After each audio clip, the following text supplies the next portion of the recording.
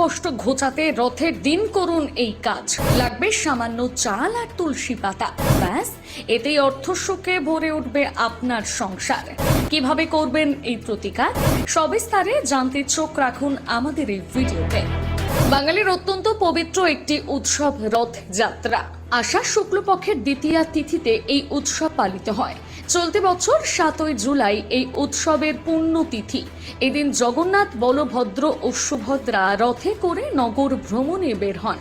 পুরীর রথযাত্রা বিশ্ববিখ্যাত, তবে পুরী ছাড়াও পশ্চিমবঙ্গ সহ ভারত ও বিশ্বের বিভিন্ন স্থানে রথযাত্রার আয়োজন করা হয়।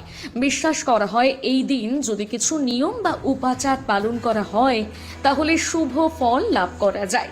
জ্যোতিষ বিশেষজ্ঞদের মতে এই তিথিতে ভোরবেলা পুণ্য নদীতে স্নান সেরে নেওয়া উচিত। যদি বাড়িতে স্নান করেন তাহলে স্নানের জলে কিছু নিম পাতা ফেলে দিন, এতে জীবন থেকে নেগেটিভ এনার্জি দূর হবে।